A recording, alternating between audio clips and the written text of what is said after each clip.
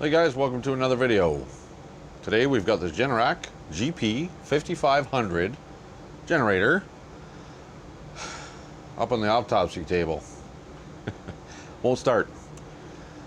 A couple of things going on with this. So it won't start. There's an issue with that. So the customer tried to start it with some brake clean, and the straw from the brake clean can went shooting down inside the carburetor, so it's gone somewhere. We gotta go looking for it. But it's funny. Let's do that first. We'll get in there and see if we can dig that intruder out of the intake system.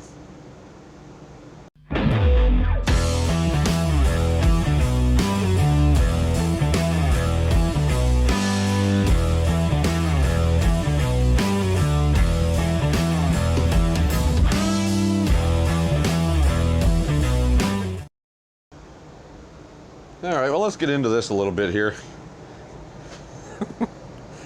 Yeah. What's the matter with the generator? There's a straw stuck in it. Okay. Well, there's...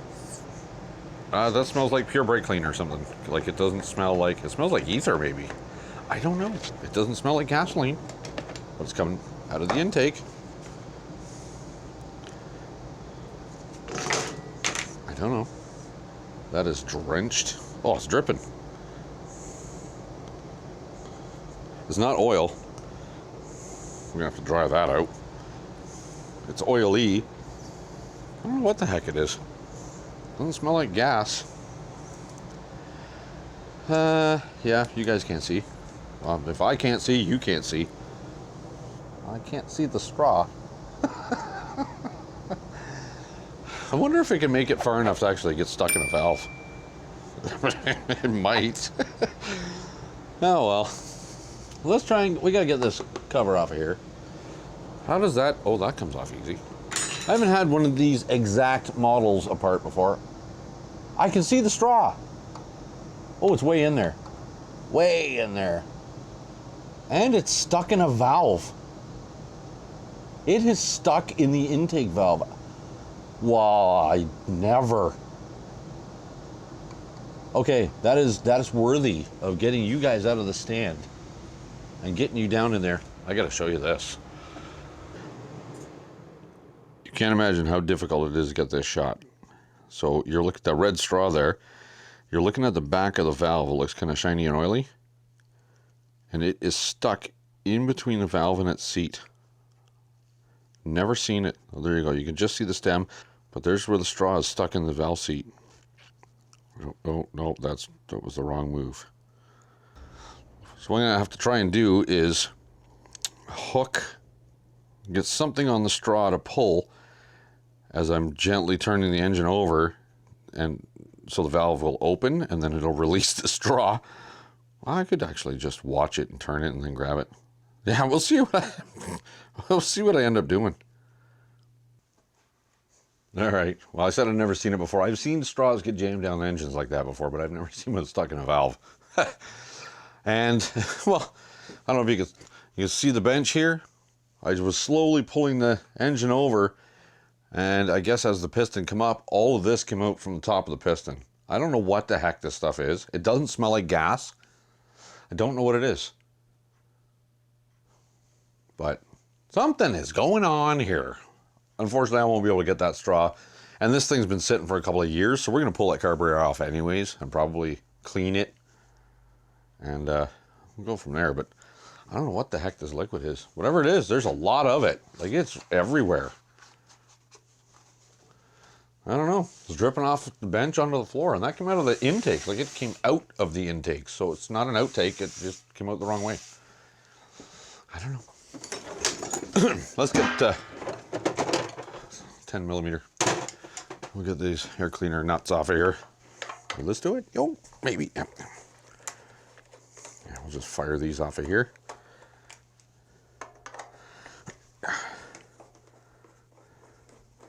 It's a Generac. But yeah, it's a Honda clone. Aren't they all? They're all the same now. They're all about the same. Is there another bolt down here? Yep, 10 in the back. One 10 millimeter in the back.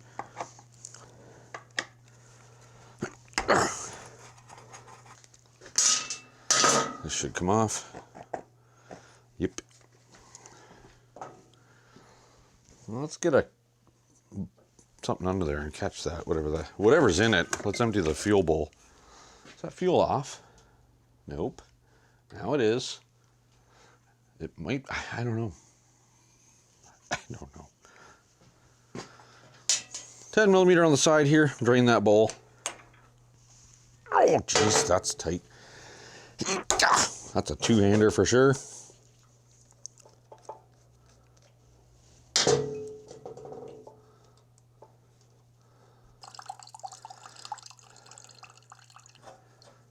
I should be able to pop that fuel line off, pop the governor arm off of here with a little spring, get all that nonsense out of the way. We're going to let whatever came out of that bowl settle in this cup. We're going to see if there's any water in it, but you do have to let them settle so the water separates from the fuel. Might as well throw that back in. Don't need it out. Pulling the carb apart anyways, likely. It's not normal gas, whatever's in this thing, because it's turning my rubber handle screwdriver all slimy and slippery. There's something in here. Doesn't smell like seafoam. I don't know what to tell you. So what I'm going to do now, so I'm going to use a different little receptacle. I'm going to see what's coming out of that fuel tank. It is flowing well. A little bit of junk in there. All right. Just it's dripping everywhere. Let's see if we can rotate that a little bit, just to get it out of our way. Yep. So we need to bring our throttle arm over. Let's disconnect that little governor spring first. Bring the throttle arm all the way over. Slide the carb out slightly. And this throttle arm should just slide out of the slot in the top of the carburetor, just like so. Easy peasy. Well, let's just set that aside for the moment. And, oh, that's much easier access to the straw now. Back of the valve is rusty. See, right in the cylinder. Got crosshatch in it. I don't know how many, well, I can tell you. 26 hours. That's what the hour meter is reading. Let's get the needle nose pliers, get that straw out of there.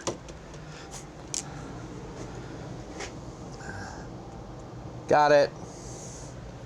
Look, you can see where it was stuck in the valve. Well, bet you we won't be doing that again soon.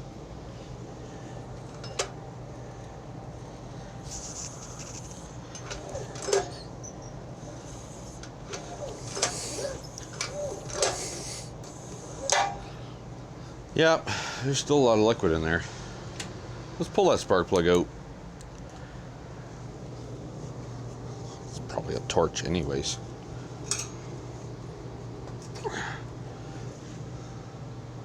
It's old, it's rusty. 13/16. That'll do.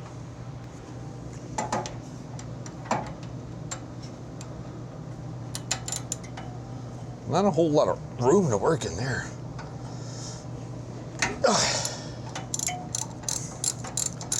It's probably original. The customer said, he was laughing, he said, yeah, it's probably original. Spark plug. He dropped off a couple other snowblowers too. He says, I don't maintain my stuff. Hey, I said, bud, I appreciate your honesty. But that's par for the course with small engine stuff. Lack of maintenance. Lack of maintenance for its entire lifetime until it just doesn't run anymore. And some people will bring it somewhere to get it fixed. And other people just throw it out and buy a new one. So see the lean on this thing? Looks like there's a couple of rubber bumpers missing from underneath this carriage. There's another thing I'm gonna have to check. We'll get there when we get there, but there's something that I've seen in the past that we are definitely going to check. Get this plug out of here and we'll pull the engine over a little bit. It's absolutely soaked. It's bad. Oh, it's a torch. What are the odds?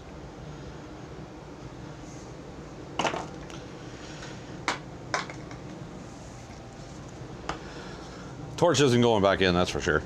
Okay, we're gonna make sure the sparker switch is off. And stuff is flying out of that cylinder all over the bench. Jeez, these are hard to pull.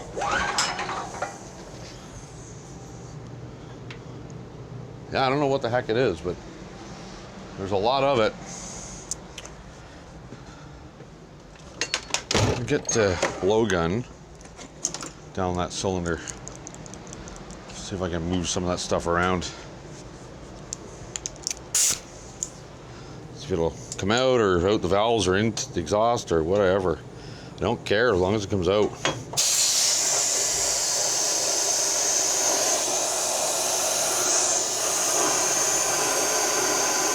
Smells like ether.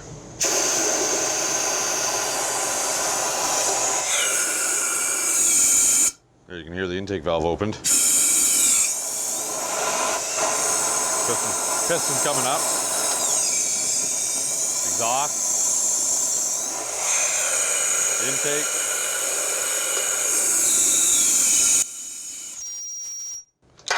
Oh, that was loud. Okay, let me cross-reference this crappy torch. F7TC. I'll cross-reference it and get a real spark plug in there. And then we'll see what's going on. Spark-wise and fuel-wise, and I'm pretty sure we need to get it in the carburetor. He told me it's out for 2 years. And they got it to fire, and then it died, and he couldn't get it started again. That's when the brake clean incident happened. So let me cross-reference that plug, and then we'll move on to step 2. All right, so that plug crosses over to a BP70S, like that one. I'm gonna check for spark.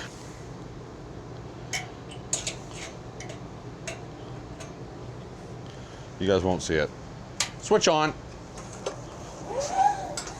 Well, it's not very strong. There is a spark, not very strong. So one of the other things I did was I already checked the oil level, which is I do that on every customer's machine when it comes in first, because I'm not gonna fire the thing up if there's no oil in it. I don't know if it's low, overfull, garbage, gas, I don't know what it is. So I did check it, and it's pretty low.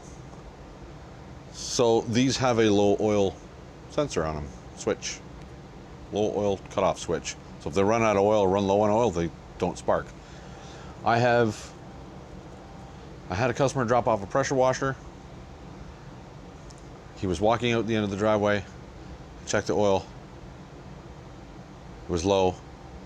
Put just a, I don't know, a few ounces. Fired it back in, turned the switch on, pulled the cord, and the machine fired right up. He wasn't even out of the driveway yet. He came right back and I said, just make sure the oil's full. It runs. That's all it needed. He couldn't get it to start, had no spark. He put a new plug in it. That was the end of his mechanical expertise in it. I just put some oil in it, fired right up. So anyway, check your oil. And I'm sure that these are supposed to have rubber feet on them. I'm pretty sure. I mean, I could be wrong, but I think they are. So I'm gonna give it a little bit of a tilt here. Piece of 2x4 actually tilts it really nice, pretty accurate to what it should be sitting if it was, level on the ground. I know, went ahead without you guys, and I took the carb off, and it's actually pretty clean in there, like really, really clean. I didn't see anything wrong with it. I even checked that pilot circuit there, and it's clean. So I don't know. I dribbled a little bit more fuel out of here, and it didn't get any more water out of it. We're gonna try it. I don't know what the heck is in that thing, but whatever's coming out of the tank smells like gas. There's tiny little bit of water in there. Tiny, but I don't know. And check the oil level again. It was tilted when I checked it, but it's like low. It's like not it's barely touching the bottom of the stick. It's not in the crosshatch area. So this calls, I think it calls for 10 to be 30. Pretty sure it does actually. Let's get some of that, put a little splash of that in there. It probably needs an oil change anyways. But let's fire some 1030 in there. That's a quarter of a quart. Bring it to the bottom of the threads of that dipstick tube anyways. Let's see what it reads. If it reads anywhere in the crosshatch area, I'm happy with that. I'm probably just going to end up running it, warming it, and changing it anyways. Half whip stick. I like that better.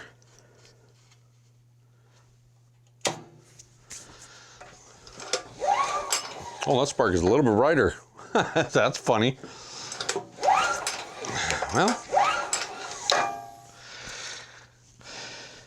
let's try it. We're gonna try it. Let's get that plug in there. My own generator is a older Coleman PowerMate with a Tecumseh in it. And right down the center of the fuel tank, plastic fuel tank, this one's steel, mine's plastic. Right down the center is a big hole, about that big.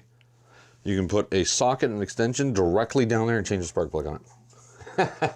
It's an older, like I said, an older one. It's got a 10 horse Tecumseh on it. It's a flathead, it doesn't have the overhead valves, so the plug's right in the very top of the cylinder head. And yeah, you can access it right from the very top, big access hole in it. That's handy. It's what, 6,250 peak watts or something. Very similar to the size of this one as far as running watts. This one is it says GP5500 on it, and usually, in my experience, a generator will advertise in its model number or whatever, it'll advertise the maximum watts, but the running watts are less. This one is actually different, because I looked at the spec on the other side there, and it says, are you on? It says 5,500 running watts, 6,875 peak watts. That's kind of different. Normally they'll advertise the high number, and oh yeah, by the way, it's just, you know, it's 5,500 running watts, but 6,800 watts peak. Yeah. Gaskets look okay in this thing, so we're gonna roll with it. Where are you going? Get in your home. There you go. It's in. We got a little governor springy on there. Hondas and Honda clones. I'm telling you, they're easy to work on. They are easy to work on. They work pretty good. Let's get the back of this on there anyways. That'll give us our points from which we can secure the two nuts so we don't give ourselves a vacuum leak. We'll spin these on there.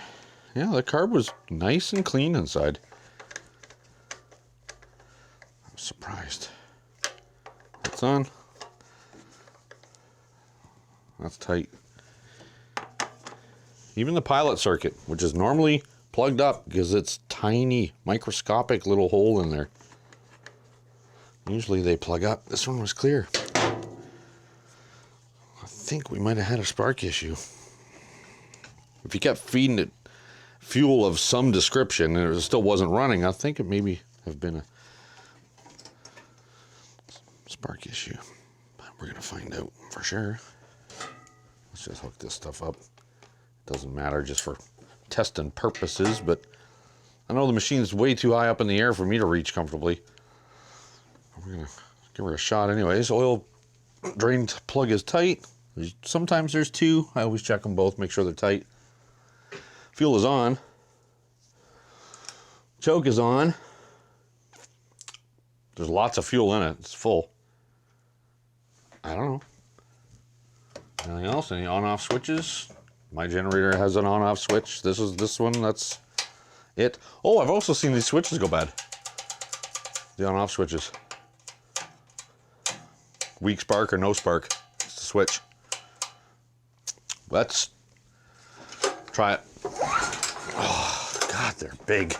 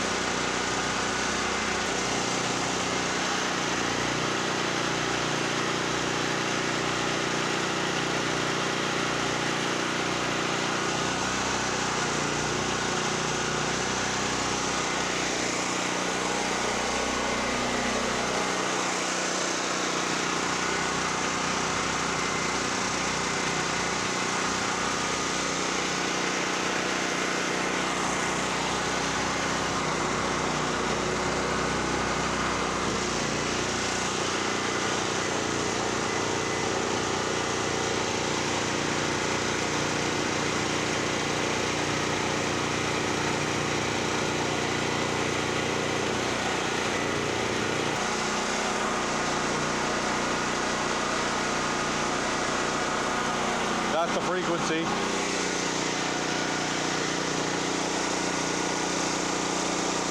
Voltage. Watt.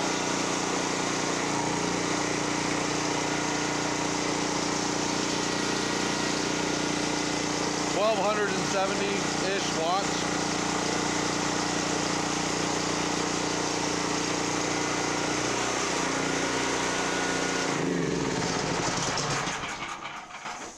Man, that thing is loud.